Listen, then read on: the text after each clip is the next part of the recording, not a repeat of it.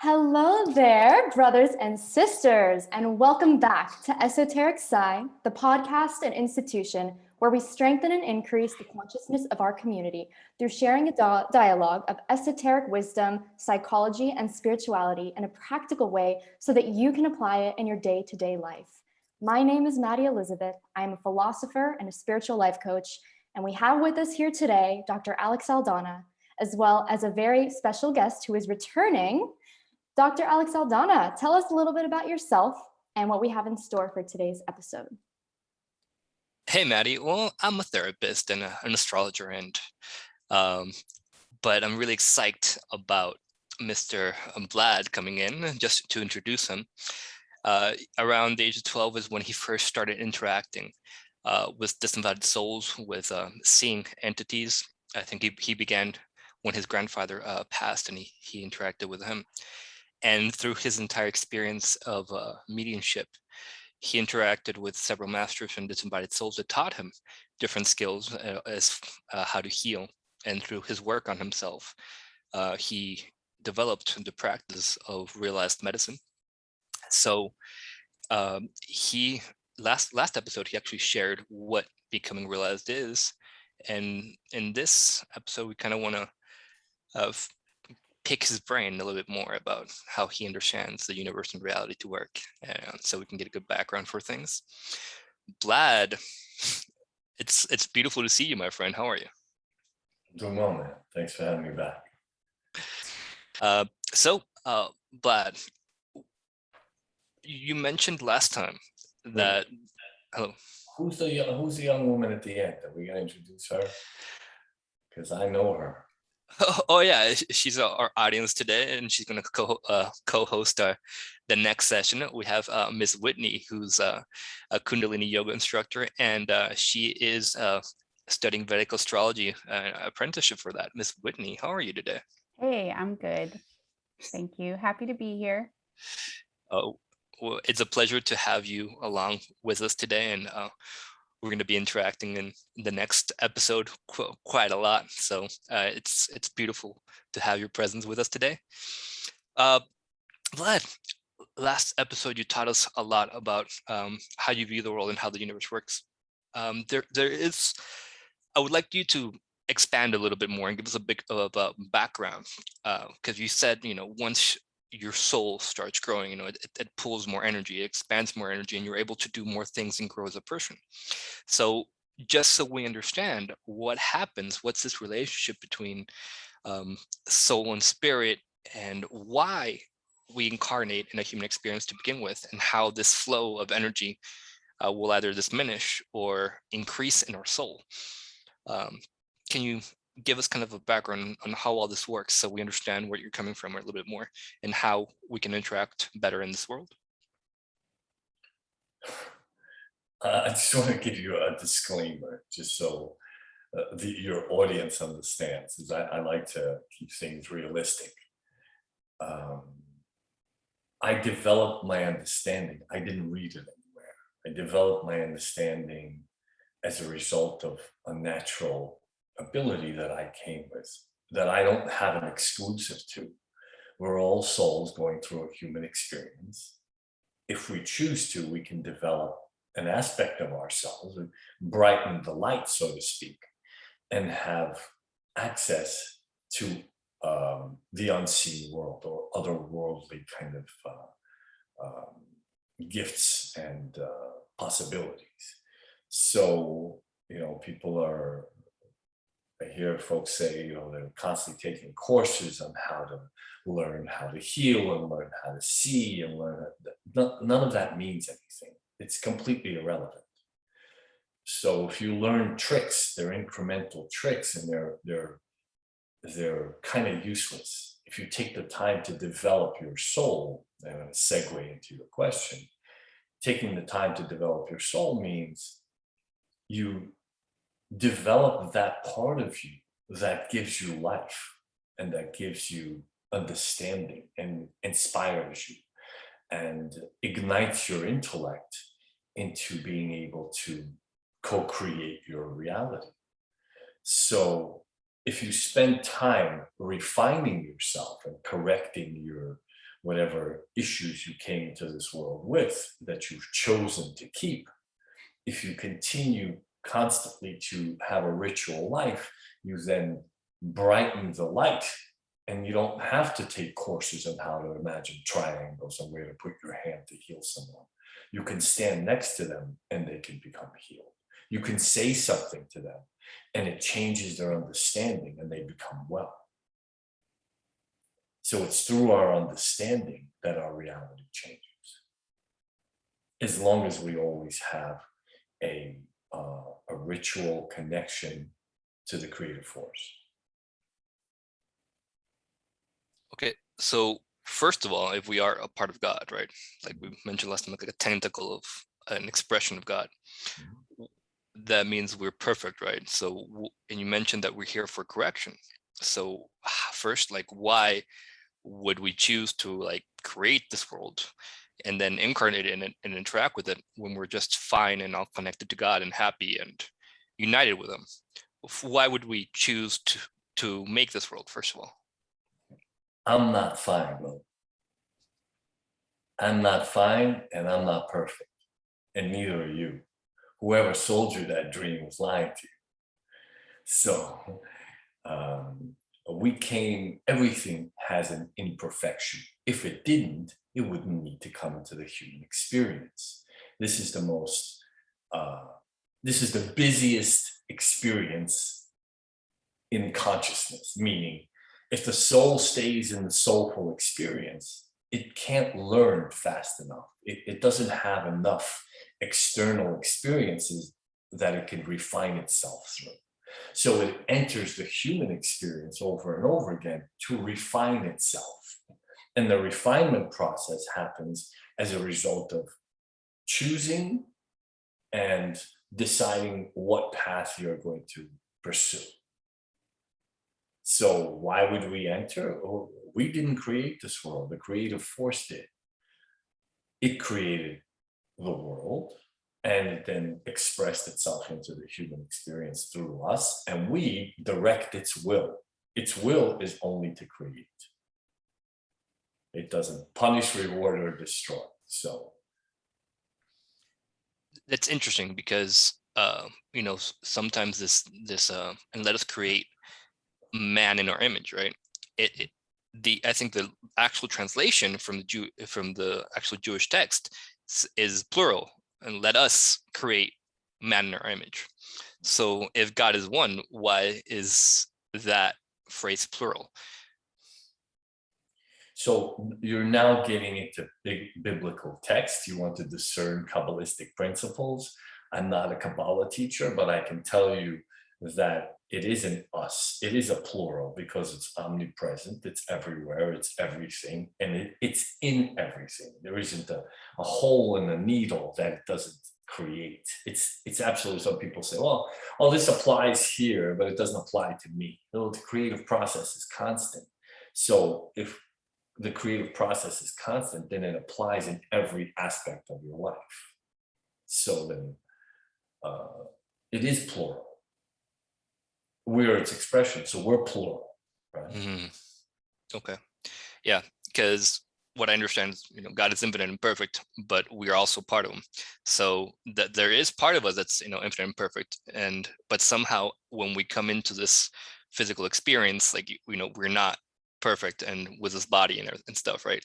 So when you talked about refining the soul, I understand how we can refine the personality and the temperament and the human manifestation of this.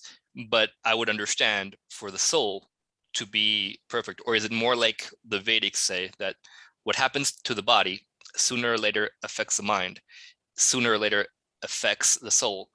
And I imagine it's a two-way street, right? So whatever happens to the soul can affect the mind and affect the body.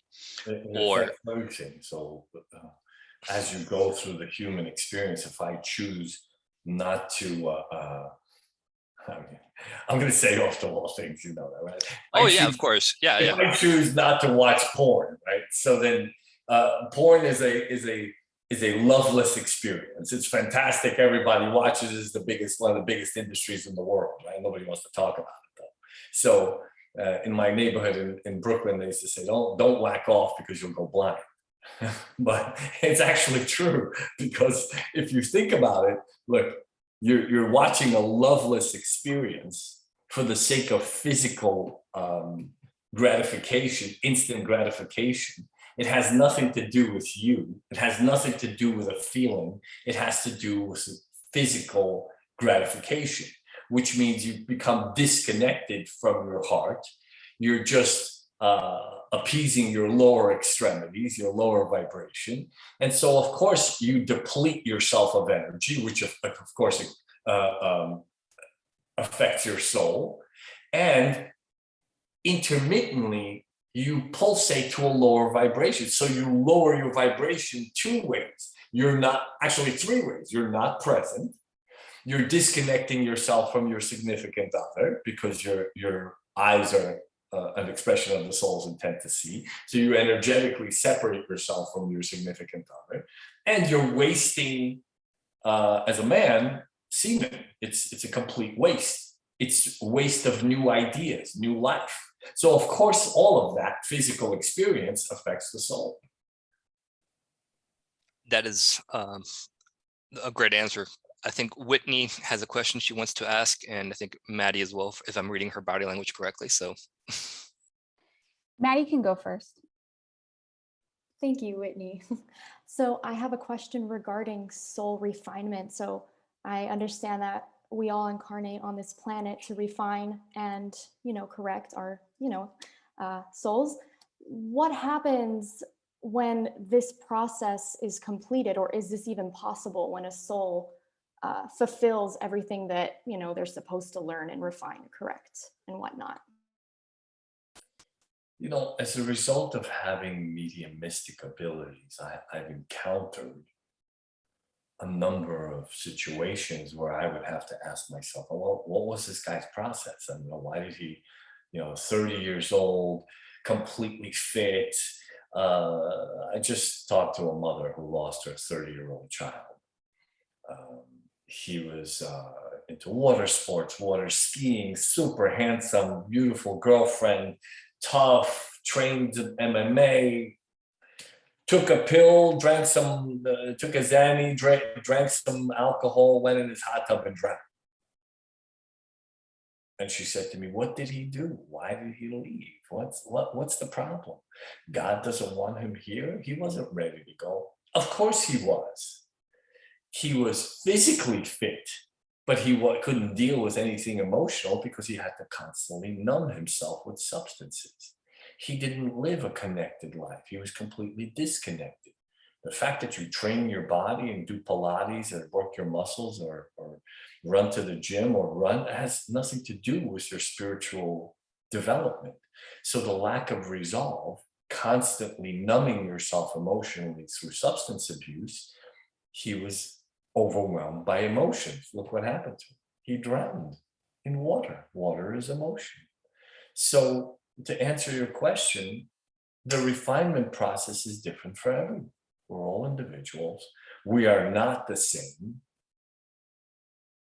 We might all come from the same source, but we are not the same. That's another piece of misinformation. Muslims look at the world in a completely different way than the Judeo-Christian world. Sikhs and Hindus look at the world in a completely different way than we do, which means their perception of reality and the text that dictates their ability to observe the human experience changes their human experience. So the vibrationally, their souls, that which lights the light of their life, is different. So then we're vibrationally different. It means our perception is different. Are we all souls? Of course we are. But we don't see reality in the same way. It makes us completely different. So our refinement process is different. Then you look at them as groups. They're vibrational groups. They bring something to the complete circle of reality. Islam is committed. Look, they're willing to die for their God, for Allah, right? The Sikhs understand reality in a different way. They stimulate and strengthen through their dedication and devotion to Kriya Yoga. The Christians have something else. they all bring something to the whole, but we are far from the same. I hope I Whitney? answered your question. Oh, did he answer your question? Guys, listen, I want you to remind me, because my brain, I spend a lot of time in the ethers and the many years of substance abuse. So I forget sometimes what I was saying and I go off on tangents. So you might want to stop me and remind me to go back to your questions. But I promise you, I'll give you a very concrete answer. Maddie gave us a thumbs up. So Whitney, go ahead. Speaking to like one of the things you were saying about, first of all, I wanted to say like this unfortunate passing, but also it's inappropriate, right, for me to view it with any judgment of the son that passed, the 30-year-old that passed. But you were saying, he's physically refined.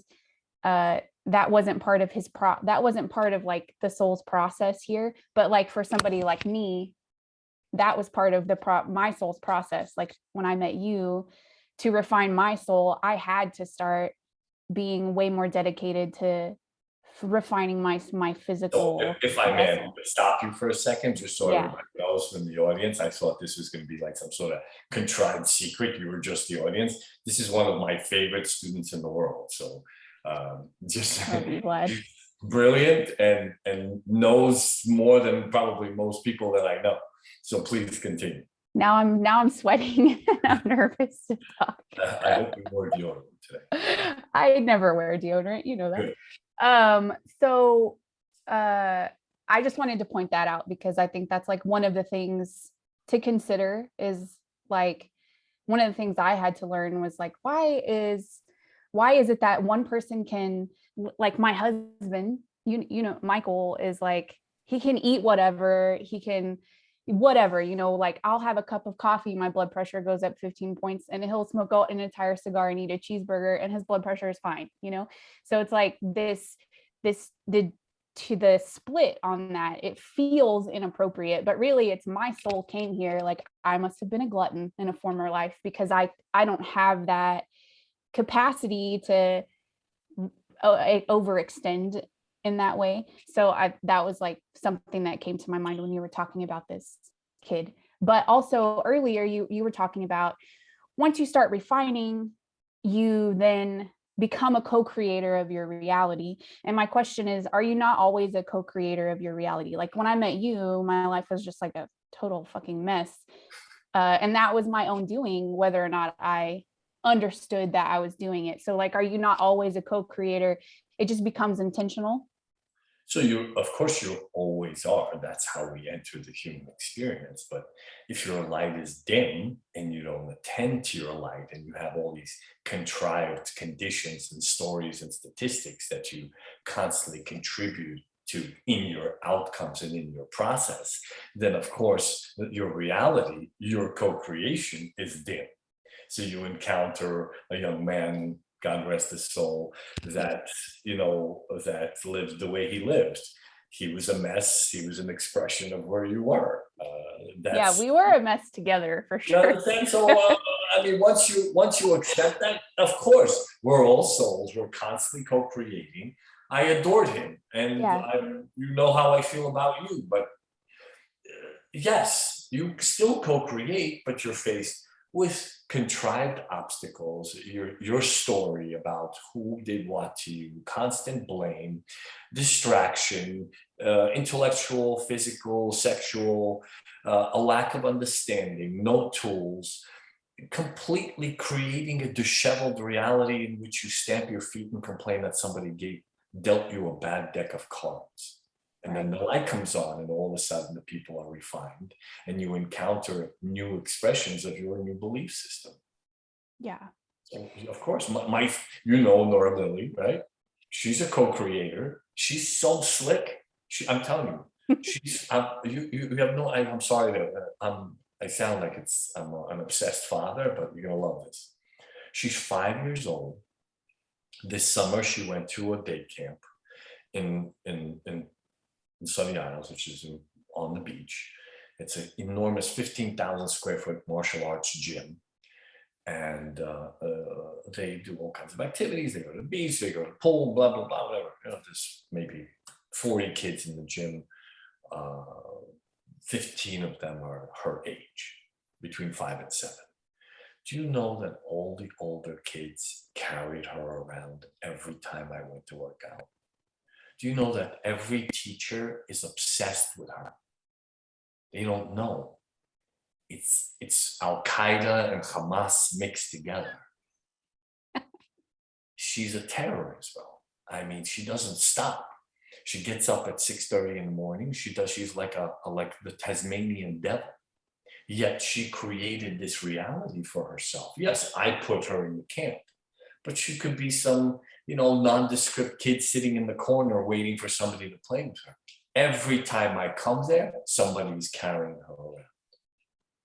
She co-created that. She understands how to maneuver. She understands how to make people her slaves. And this is what she does. And they adore her. Thanks, Mother. So they adore her. She's super cute. She's really smart. And if she can't engage you in playing or being cute, she'll engage you in smart conversation so that you say to yourself, oh my God, this is a 5-year-old? No. And you want to hang out with her. Every time I come, her teachers, her coaches, like, where's Nora Lily? She's a co-creator.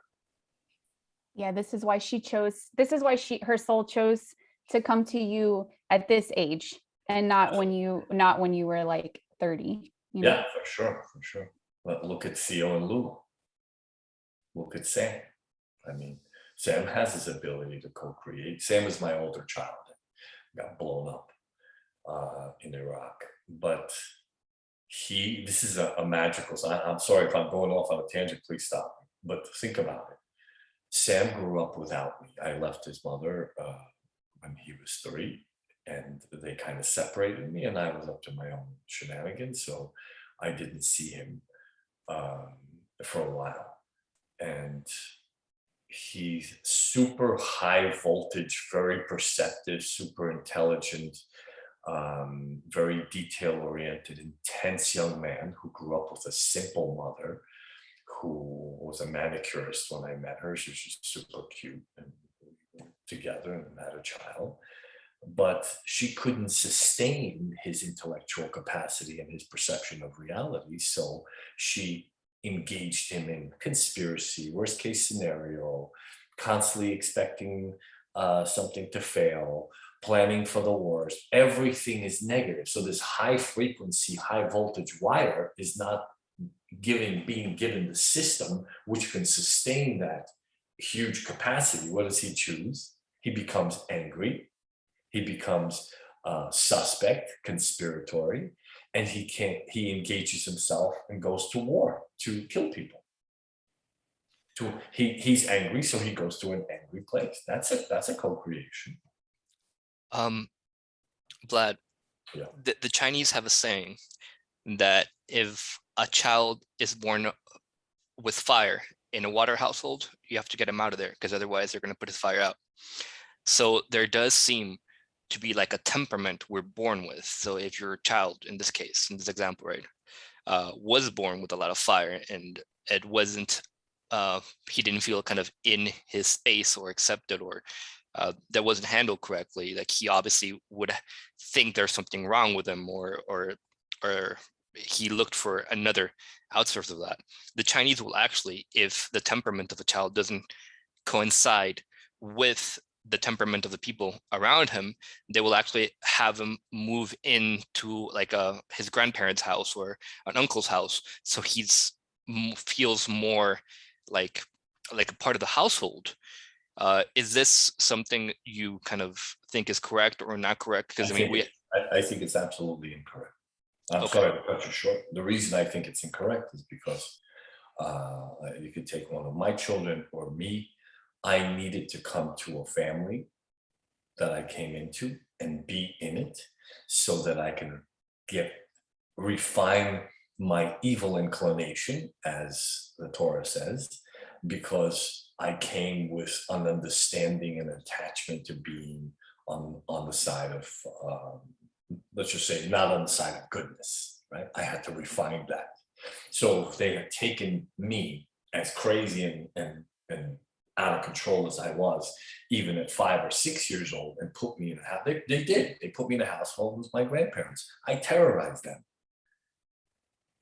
If my grandmother didn't do something right, I stuck needles in her chair so she would sit down. I mean, it doesn't do anything. I had to be around my father and my mother.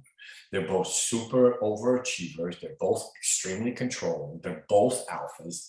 They had to, I got my insanity got grinded down by my father's way of parenting. That actually proves my point, or the point of it, because the temperament was strong, achieving, just like you are. So with being put in an environment where you were faced with like the same essence, like, yeah, of course, I mean, the structure that you needed that they gave to you, but it's a similar temperament. Like you're strong, you're strong-willed, you're focused, you're an achiever, and that was the environment you grew up with, and that's what did well for you, or did good for you. Right. Well, so but moving me, let's say they, from what I understood from your questions, Yeah. or what you said, is that moving somebody like me or Nora Lily got moved to her grandparents, to my father and his wife, and she's now a completely spoiled brat who expects to be carried all the time. So her temperament, if you train it consistently and engage with her and stimulate her intellect, she's an overachiever, she's methodical, she's concrete, she's reliable, she's super smart. She didn't really need to, but that's how it worked out. It just worked out the way the soul needed it. So now she gets to refine, in this environment, she gets to refine her, what's called the evil inclination to be a slacker.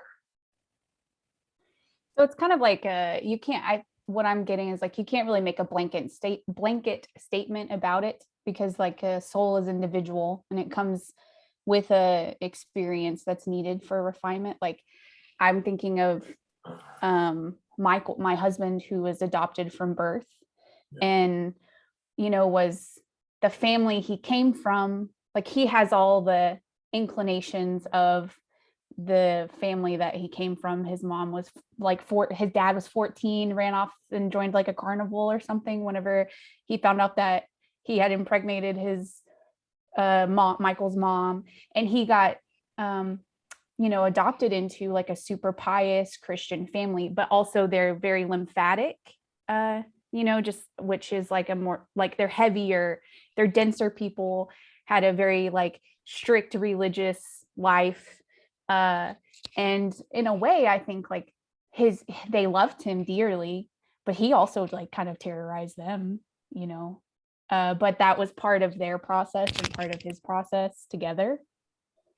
I got a very interesting call as a result of the things that I do with Peter Resnick, the 10 Commandments show, or whatever you want to call it, our discussion.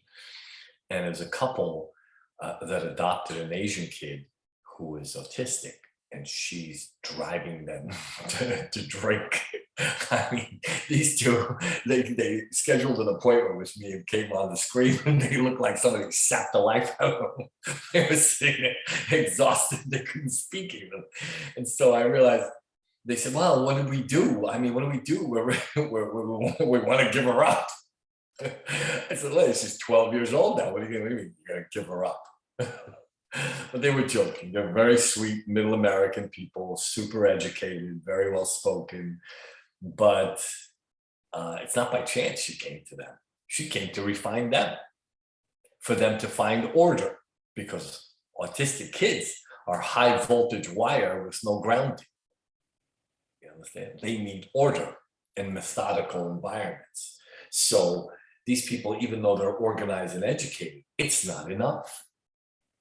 They need a way which engages them in receiving, so that they can engage that expression of themselves, even though they didn't give birth to it, with energy that contain this insane lashing out of energetic inconsistency. In other words, it's just splashing around. It has no grounding. So it's taming them. As a result of their finding order, it'll, of course, sweet people benefit. The reason why I originally asked the question was because there does seem to be this kind of new age thing of passive least resistance, of not necessarily doing the difficult thing. And I see it a lot in consultation, where the parent doesn't want to have his child face difficult situations, and they're kind of cuddling and like, maybe he's not meant for this. And there's nothing harder if your child is better off in a different household. The general consensus is no, well, my child is better with me or whatever, and having to do that difficult thing for that would be better for all parties, even though there's an attachment that is difficult to let go of. That is difficult for most people, and it can lead to maturity and a lot of addictions and a lot of different things. So when should we follow the path of least resistance? And when should we do the difficult thing? When do we know what is correct?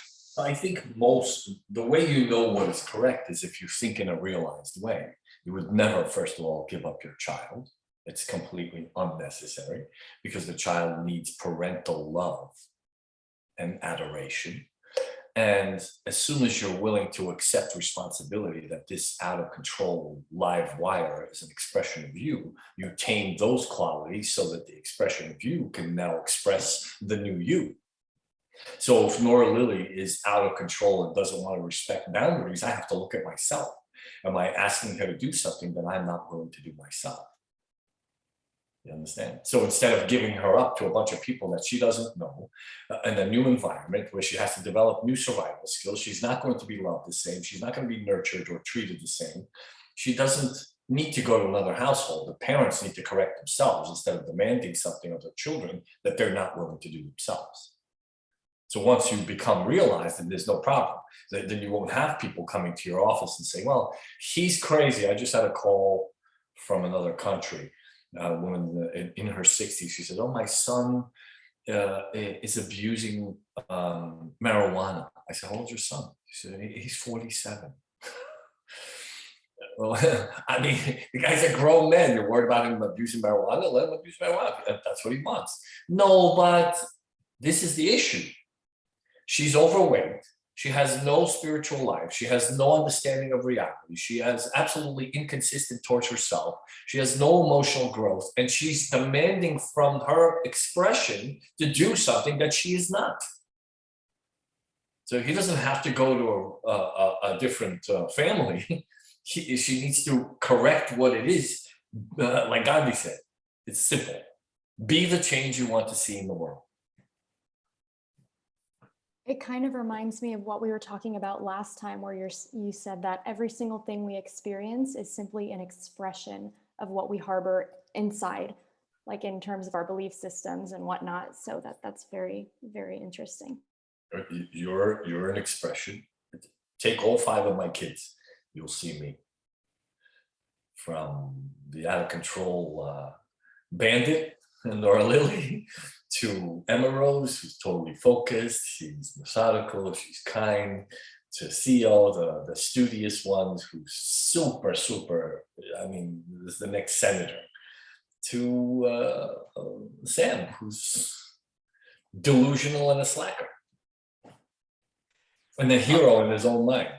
So those, I'm happy to accept that those are expressions of me.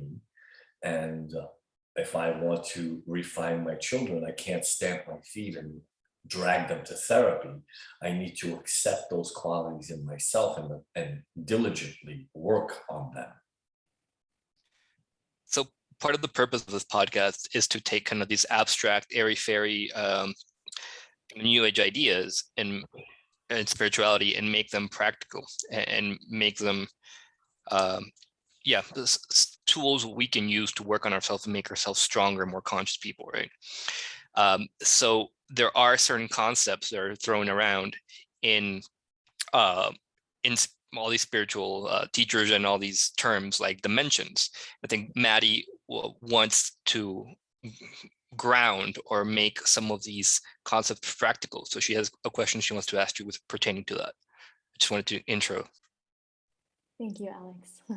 I see like on so many social media platforms, such as like Instagram, YouTube, and the like, you see so many masters and teachers saying that we're entering the fifth dimension as a collective, or that some beings operate in 4D or 5D, and these just terms are thrown around loosely. And none of them seem to be able to explain the difference between what these dimensions are in a practical way. Either that, or there's just like copious amounts of contrasting information from different sources. So there's no really like objective clarity on this topic. So how do you understand the dimensions, and how can we apply that to our lives? Or do you even subscribe to that? I think they're confused, man. They're Probably. I think they're talking about dementia, not dimensions. Could be. So, because of my life and because of, I like to teach the way I would have liked to have been taught. But unfortunately, I wasn't taught. I had incremental infusions that were imposed, really. My mentors like Jerry Epstein and my Uncle Peter, who's a huge part of my life, I never took any of his classes. I'd come to him and say, listen, I'm going through this. And he'd say, go make your bed. Really? What are you talking about? What do you mean? What does making my bed have to do with what I'm going through? Eventually I understood. So the reason I'm going off to the right is because I don't bother with dimensions, Maddie.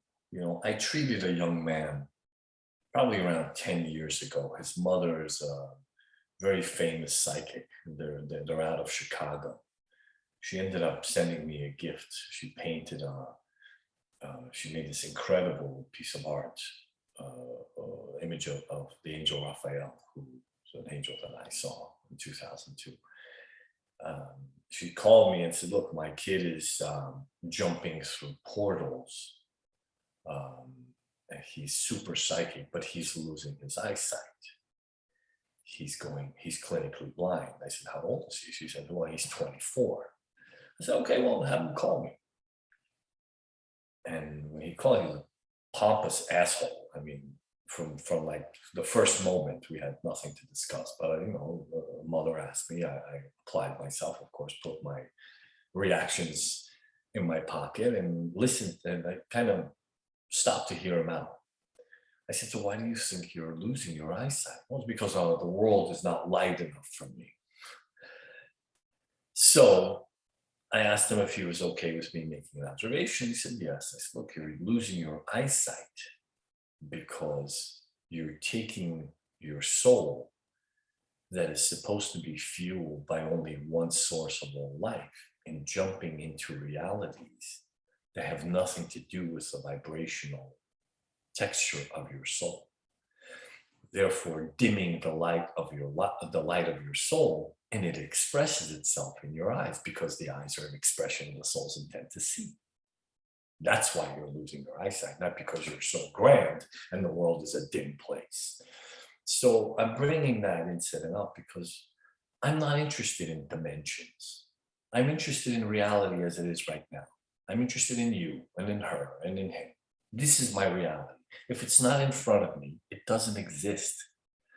I don't care about dimensions. I'm doing my part to move forward so that we move forward as a collective also. I'm engaging people in understanding how they can contribute in daily life to affecting their reality and raising the vibration of their souls so that they can stop complaining and worrying about whether this is the Aquarian age or Sagittarian age or whatever age it is. You're in it. Stop worrying about which one is coming because it doesn't matter. Tomorrow is not promised to either one of us, man. So one of us, God forbid, might not live to see tomorrow. So what's the point? Who gives a shit what dimension it is? So what? They're enticing you with what's called spiritual materialism. We're going into the fifth dimension. Let me tell you something. I went to the bathroom today. Did you? I promise you, it came out the same. Is that the fourth dimension or the fifth? What's the difference? What is that going to do for you if you figure out what dimension you're in? Is that going to make any difference in your practical reality? This much difference. It's all kumbaya bullshit. It has nothing to do with anything. Give me a practical tool. Tell me how I can get up and not be insane, not to think about how to walk outside and smash somebody in their head, how not to hurt myself, how not to be depressed, how not to take a substance. This country and the world it's a pandemic of substance abuse. Everybody's either drunk or stoned. I don't care about dimensions. People are taking ayahuasca, tripping on mushrooms so they can reach some dimension. Come back to earth. Figure it out. You're right here. This is my dimension, right here. You see all those books? That's my dimension. Whether it's the third or the fourth, I don't care. My past life, I don't care about my past life. What's the difference? So what? I lived in Chicago. Does that help me in any way? I wouldn't live in Chicago if you paid me. Isn't that meditation also avoiding the present human experience then? Meditation is fantastic. Why? Because it gives you an opportunity to learn how to tame your intellectual distractions, your sexuality, whatever it is that distracts you in the human experience. It gives you an opportunity to be still. I find that for me, emptying my mind doesn't work because I don't know how to be empty. And it's really against Judaism to be empty. So I find the Sikh meditations and Kabbalistic meditations are much more productive. The reason I like the Sikh, the Kundalini and the Kriya meditation, because their repetitive mantras have an intention and they occupy you verbally so that your intellect is not consumed by possibilities, lack of possibilities, the past, and what you should do, what you shouldn't do. It's very hard for beginners or even people who have been doing it for a while to sit for a significant amount of time in meditation. I find, from my experience, you can do whatever you want, but the Kriya meditations are much more effective. They have an intention, they have a verbal expression, they focus you in the moment, they keep you in the moment by constantly repeating something so it occupies you so you'll sink into your insanity. And it's not an emptying. You're not emptying yourself. You have an intention. I was going to second that. The Kriya meditations that include the chanting are like the best for me, and it keeps you at a high vibration. I have an issue with like going into meditation and then just like spiraling a little bit if I get caught on like a tangent thought wave, so that they've been really beneficial for me, because like what good is meditation if it becomes ruminating, if you're ruminating in it? Well, I sit 12 hours a day sometimes treating people, right? You've seen me work. I mean, it doesn't stop. Sometimes, some days I can start at 8:15 in the morning. I don't stop till midnight. And even though I know how to sit still and focus on the individual that I'm treating, it doesn't matter. I still have the human experience and it's distracting. So that's why I play that music that I sent to you, Alex, because it engages me. I sing sometimes. I sing to my patients because it allows me to verbalize something that has an intention, that is engaging me in strengthening my own energy, that's engaging me in relaying conscious, godly energy to heal the other person. So it's not avoiding reality, it's giving you a different reality. But then how do you know the difference between when you're avoiding reality and when you're getting a different experience? Because at the end of the day, smoking a joint is a different experience, right? Smoking a joint exaggerates your intellect, causes you to conspire against yourself, and the people around you because it takes you out of your heart. It numbs you. It's completely over exaggerates and makes you conspiratory because you become what you think is creative, but really it's not creative because it doesn't enhance the soul's light. It enhances your intellectual perception. So if you intellectualize, if you look at long-time smokers, they're depressed because it doesn't give them a soothing feeling. It doesn't calm them. It causes them to conspire because they start thinking more and more and delving into the deluge of the human experience and discerning. So, go please. We are running out of time. Maddie has to leave, so I'm going to let her ask one last question that has to do with that kind of airy-fairy, clarifying these concepts that aren't really well conceptualized, and then we'll go ahead and end the episode. And go ahead, Miss Maddie. Well, I guess I should preface this by asking if you even subscribe to this belief, the belief of like twin flames and soulmates and how those dynamics play out. Of course I subscribe to it. Okay. Yes. So look, according to my religion and tradition and philosophical understanding of reality of soulmates, we don't meet the one, Maddie. They become the one. We're all soulmates. Me and you are soulmates. Does that mean we can run off and get married and have 5 babies? No, because your understanding of reality and consciousness is different. Yeah, I live in a dream world and my dreams come true.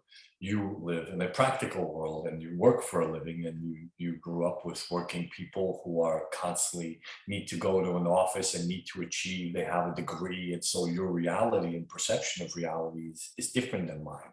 So we encounter each other. Can we be soulmates? Yeah, you're beautiful, you probably sing and dance and do all these great things, you're super smart, you're fun to talk to, but that's not going to long-term satiate me. Because if your internal soulful belief, the way you look at the world, your perception of reality is not like mine, you're going to start putting shit in the game. You're going to start destroying my reality. You're going to start beating me up, meaning you're going to drag me back with your lack of trust and faith. You understand? So how is my wife my soulmate? She has the same understanding as I do. She trusts completely, knows that it provides. I don't have a boss. No one guarantees me a check. I support 4 kids. As a healer, I don't have a side gig. I ain't working in Whole Foods part-time, thank God. I'm not, this is what I do. This is who I am. I don't send out flyers or cards. I hardly have a website. Unless you have, when you encounter a person, you want to know if their belief system, in their pace and faith in reality, faith meaning not religion, meaning the way they perceive how things work in the human experience, that would make them your soulmate. More importantly, once you figure out that that's a common denominator, now you have to work it in order to sustain the flame, so to speak.